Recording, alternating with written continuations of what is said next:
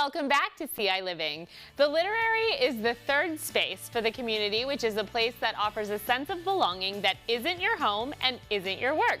Joining me to share more information about the business and their summer plans in general is General Manager Kallan Buss. Thank you so much for being here. Thank you for having me. It's a pleasure. All right, well, tell me a little bit about the Literary in case people have never been there. Yeah, definitely. So the Literary initially is an independent bookstore, first and foremost.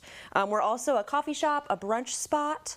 We're also a third space and a community space for everybody. So having offerings for, having a conversation, a cup of coffee, being able to just enjoy the community and enjoy the reading passion and sort of keep that going for everybody. That's awesome. And I see that you have some forms here for us. What exactly are these forms? And then we'll talk about book recommendations. Yes. So we have a summer reading program going on right now called BOOKLIT. Okay. It's a play on words, sort of like Pizza Hut's Book It campaign, where we are doing, it's for adults, teens, and kids, so everyone of all ages, reading 9 books for the summer. You can pick up your reading sheets now, and they need to be turned in by August 26th. So it's 9 different books following the prompts. Okay. So once you turn in the sheet filled out with all the books you've read, you are able and eligible to get a free personal pizza. It's not a pan pizza, but it's personal pizza. It's a personal pizza. Yeah. And the categories here are all across the map, and so you have to read any book that you want, but that falls into the categories listed. Is that the rules? Yeah, definitely. So it's kind of like a book scavenger hunt in a sense. Right, and you still get to choose your books, but you kind of have ideas of where you should start looking for those books. Exactly, exactly. All right, and then I see that you've brought a few books. So what books do you have here? So we brought a couple books just to sort of fit into the categories. So I have the top 3 up here would be for the adult section. So I've got The Girls Who Grew Big. So this is a African-American author. It fits into that category, and it's basically the joys of teenage motherhood, basically. So it's a woman who, in her youth, gets pregnant in Indiana in an elite society, and she gets moved to her family's house in the Florida Panhandle. So it's written in the perspective of 3 different teenage moms, which is really interesting. Oh, cool. Mm-hmm. And is it a fictional book or is it autobiographical? Like, what is? Yeah, it's a fictional book for sure. Fictional book. Okay. Awesome. And then what about this one? This one is S.A. Cosby, King of Ashes. It's a new release book. So this would fit into our new release published in 2025 category for adults. Okay. It's a mystery thriller. So it's similar to, it's a family-owned crematory business.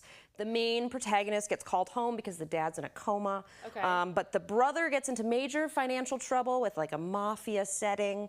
And the mom disappeared years ago, and it all sort of ties in together in a way of unveiling like dark family secrets. Interesting. Yeah. Also a fictional book? Correct. Okay. It's so interesting to me because I read a lot of nonfiction and biographies and stuff like that, but I feel like all of these fiction books always sound like they could be someone's life, which I guess is the point of amazing stories. Yeah, the connection the connection was always really important. Right. Mm-hmm. And then this last book.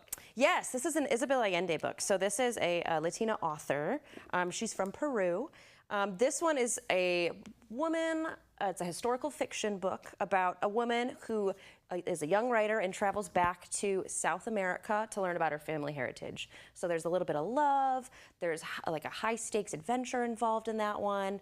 I think it says in the cover, it says it's like spellbinding. So I'm wondering if there's some magic too, but we'll see. Interesting, yeah. And it's funny because this picture of the woman with her hair blowing and the seagulls in the ocean, it looks very similar to the cover of my favorite book when I was a kid, a chapter book called The True Confessions of Charlotte Doyle. Yeah. Which is an Abby book that I read as a kid and then recently reread, and the cover kind of reminds me of that. So I have a feeling that book would be right up my alley.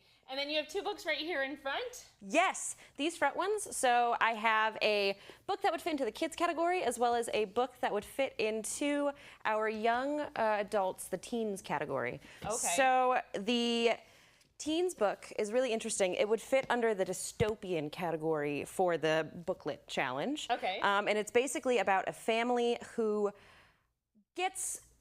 goes on an adventure, but then they get locked into this dome, and they're stuck in this dome for 3 years. Another family shows up, And it's all about them learning how to make these choices in a society that they're creating. Right, that sort of, because they're trapped. exactly, they're trapped. And so it's their collective choices and how they work through those moments together, even though they have different values. So it seems really interesting. I'm actually really interested in this guy. In reading that one. For sure. And then this one, it's a children's book. It's basically, think about like if your crayons went on an adventure and they made friends with all the other random miscellaneous objects in the house, like the spatula, cool. or like your little military men, and what would happen? Fun. Yeah. That looks adorable. Well, thank you for sharing these book recommendations. Right after the break, we are going to see how the literary is fostering community with books and drinks. So we're going to be making some mocktails. ciLiving will be back in just a few minutes.